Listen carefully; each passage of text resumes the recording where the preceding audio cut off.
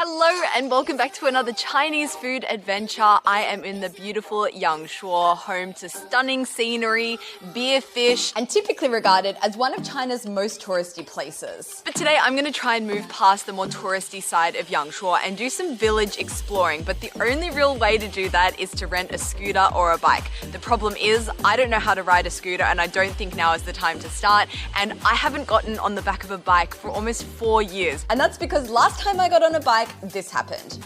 But I don't want to be developing an unhealthy fear, so I thought today's the day that I'm going to get over that fear. I'm getting back on a bike and I've got just the person to talk to about it. Hi, Amy. Hello, Catherine! So I'm chatting with Catherine, who you may recognize from her channel, 我是杨离子. She makes the most amazing videos of her traveling across rural China on bike. What is it that you like about biking here in rural China? The thing about cities is that they all kind of start to look the same after a while, but the countryside is different. Every city in the outskirts has these rural areas that all have their own unique characteristics.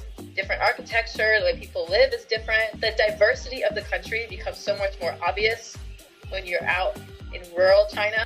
So I've never biked in rural China before. Do you have any tips for me? Like, should I have a destination in mind or just go with the flow? I don't really recommend picking random paths because you could accidentally miss out on something really good, or you could end up on like a main road and just kind of be like stuck with a bunch of trucks and dust and stuff. Satellite maps are your best friend. Change Baidu Maps or Google Maps to the satellite interface, and then you can see everything. You can see where the villages are, you can see where the mountains are, you can see where the teeny country roads are. You want to be on those teeny winding roads. You want to stay off the main road, and that's how you see all the best scenery. So the only thing left to do was to make my map satellite view, check out the lay of the land, and plan out a route. Before I knew it, it was the late afternoon, so I decided to head off early tomorrow morning instead.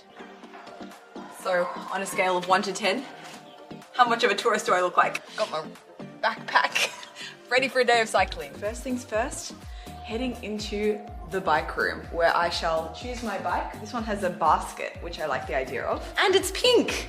Okay, I think I'm gonna go for this one. So now to see if that old saying is true. Can you ever forget how to ride a bike? Okay, look, I'm doing it. I'm ready. Yangshuo, let's go. So according to the route I mapped out yesterday, I need to cycle through the Yangshuo main town center to eventually make my way to the Yulong River. I've heard there's a beautiful bike path along the riverside with some epic scenery, so that's where I'm headed. But as the road started getting bigger and busier in the town center, I started to get pretty frazzled and question the route I had mapped out for myself. It was really frustrating and really hard because I was getting myself out of the city. That's the difficult part, and finding those mountain roads. Like, I don't know which way to go to get to the mountain roads, and when they'll start being a bit more like, I don't know, mountainous. I've been doing more walking than I have biking, that's for sure. It soon became obvious this was not a time-efficient solution, so I decided it was time to bring out the big guns and call Catherine. Hello? Hey, what's up? I don't know how to get out of the main city, and it's scary being on the main road. Like, how do I find the mountain paths? Like, I don't know where to go. I do remember going one stretch along the main road though.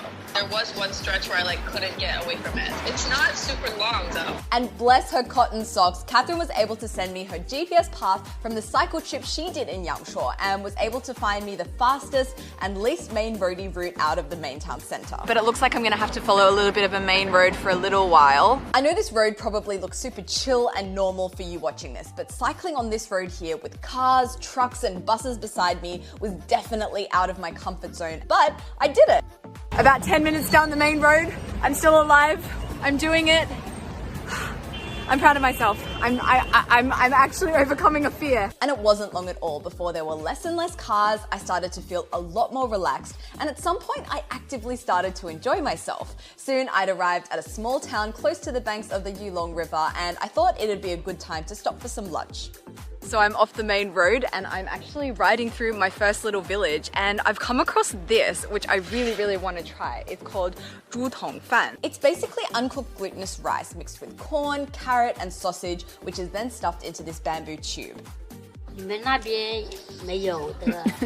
没有. Yeah. 没有. Actually, a lot of rice can fit in this bamboo tube because it is quite thick. I think it'll fill me up for at least a few hours. 好的。Okay, so it looks like it's full of rice now. Once the bamboo is filled with the sticky rice mix, hot water is added because that rice is actually going to be cooked inside the bamboo tube itself. It's plugged with the corn husk, then we're ready to cook it over the open flame. Okay, so you can see what a cooked version looks like. This has been cooked, this is ready to eat, and these are the fresh ones about to be fired up. And this is the cool part here. The fire is actually fueled by recycled bamboo tubes that customers have just finished eating the rice out of. So once it's been cooked and once the food inside has been eaten, the empty bamboo comes back out here and that's used as firewood. So from beginning to end, everything is used and nothing is wasted. So you can see it's starting to change color there, and I can only imagine what's happening on the inside. It takes about 20 minutes or so for the glutinous rice to boil to perfection. Once it's cooked, it's cracked open, then it's ready to eat. Definitely a dramatic dish. It's just not one of your run-of-the-mill come out on a plate and just eat it like that kind of dishes. This is an experience, and I'm glad I was able to film it, and I'm glad I'm going to be able to eat it. So I'm going to go in with some of that gorgeous glutinous rice. You can see it's got a beautiful texture there. Exactly what I needed. Something with a lot of carbs to keep me going for the rest of this ride, and also just very warming and easy. The flavor that's coming at me is kind of like more on the soy sauce side, and a little bit of sweetness, a little bit of alcoholiness from that sausage. Kind of reminds me of like a Cantonese lap chong. Yeah, tastes like lap chong. That rice is nice and glutinous-y, as promised. Got little bits of corn in there, little bits of carrot. It's just very simple, easy, digestible. Exactly what I needed. And I also have some pickles here that I was told if I want, I can pair with it. And I love me some pickles, so that's exactly what I'm gonna do. Excuse the pickle heads, by the way. Get me some rice.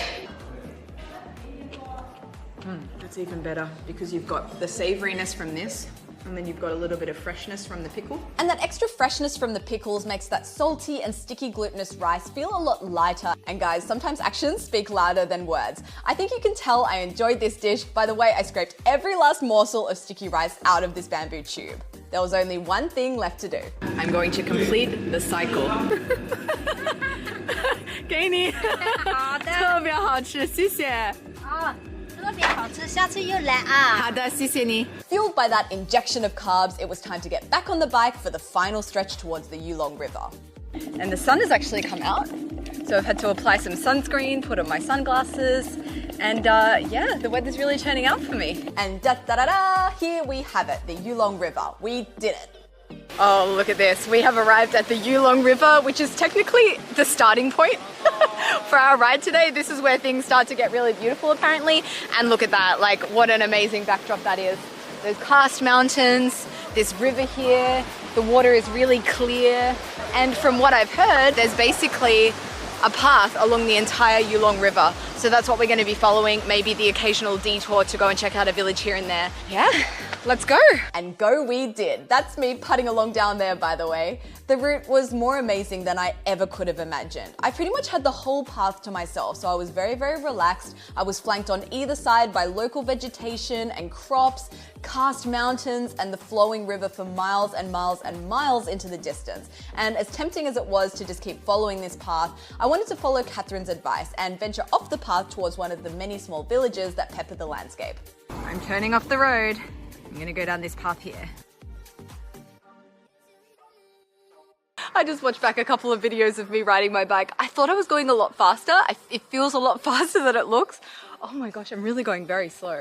Good thing is, the slower you go, the better you can appreciate the scenery you're riding through. How cool is this village that I'm cycling through? I learned this village here has around 300 years of history, and it definitely had that untouched rustic charm, which is why I definitely found myself surprised to find this cute modern little coffee shop in the side of a local house. I guess Yangshuo will be Yangshuo, even in the remote villages. And I was planning just to keep cycling through, but then I came across this restaurant here that looked quite cute. It's got some outdoor tables with a nice little view. I'm a fan of some nice scenery. And on the menu, they have something that I've been wanting to try for a while, which is the stuffed river snails. So basically what they do is they take pork and then the snail meat, they mince it together and then stuff it back into the snail shell. So that's what I've ordered and I'm excited to try it. It smells so fragrant. The waitress told me I should try to slurp the meat out, but I found that didn't really work for me. So I just used my chopsticks to extricate that pork and snail meat stuffed inside. Oh, that's so nice. So the texture is very, very tender. You don't have to bite hard at all for it to come apart in your mouth. But once you're actually chewing, you can taste where that snail comes in. There are bits of more chewier texture in this, just little tiny little pieces of it, and I'm thinking that's probably the snail, and then the rest that almost just dissolves in your mouth is the pork. And when I eat this, I can really taste the pork because I know what pork tastes like. I can taste the mint, which I really, really love, that freshness that it brings. I don't know if I can taste the snail, or maybe I can, but I just can't identify it because I'm not too familiar with snail meat. All I can say for sure is it's really, really delicious, very, very Moorish, and I will definitely be finishing all of them. I just noticed the time. It's already after 3 p.m. I've been cycling for 5 hours and I have ridden, let's see, 8 kilometers. 8 kilometers in 5 hours is probably a little slower than average. So I think at this stage I should be probably planning my trip back home. But I am really keen to see if I can get to the Moon Hill, which is a famous kind of site here in Yangshuo. And famously depicted in the background of the portrait I got done here in Yangshuo yesterday. Yangtze Moon here, Ni River, West Street, 2 birds. But I'm a bit concerned if I'll be able to make it or not because it says it's going to take me 12.5 kilometers to get there, which is more than I've ridden in the last 5 hours. So let's get back on the bike, zoom there, no videos, no photos, no droning, just try and get there and get this done. I can safely say this has been the longest bike ride I've done in my life. And I have to be honest, on this 12-kilometer stretch towards the Moon Hill, there were quite a few times that I thought about giving up. But I pushed through, and after about 2.5 hours, just as the sun started to set, I made it to the base of the Moon Hill. And look how cool it looks. There's a hole in the mountain. So I have made it to the Moon Hill. I have my ticket and I am going to the left. I've gotten off my bike and now it's time to do some climbing. Quite a bit of exercise today. And I didn't know it yet, but I had signed myself up for quite a bit more. This hike was a lot steeper and a lot longer than I had anticipated. And by the time I reached the top, I was well and truly knackered. Okay. I've arrived at the Moon Mountain, the Moon Hill. I'm directly underneath it. It's this like massive hole in the rock. It's kind of hard to see the perspective from up here. So probably better just to go to like a viewing platform or something.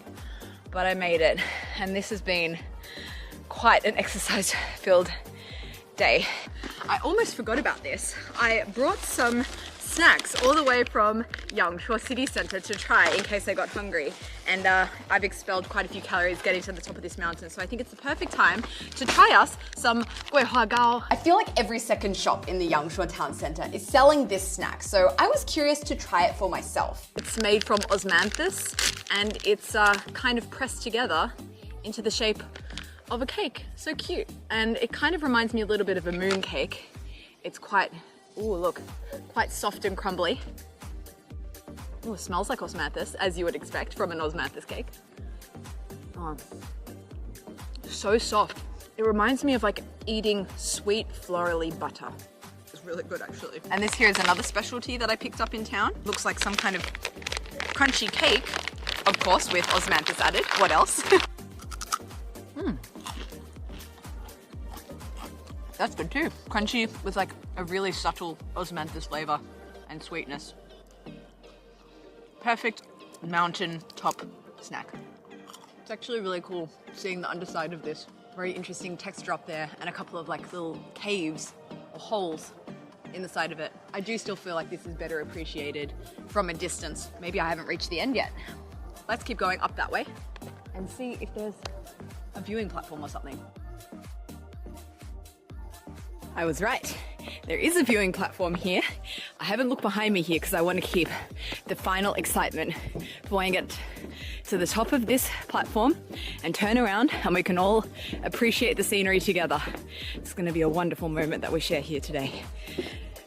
Counting down 5, 4, 3, 2, 1. Whoa! Now that actually really is beautiful. Check that out. With that background of those mountains there. Oh, now this is what I climbed for. And look, also over here, you've got beautiful villages and scenery. Oh my gosh. This is absolutely stunning.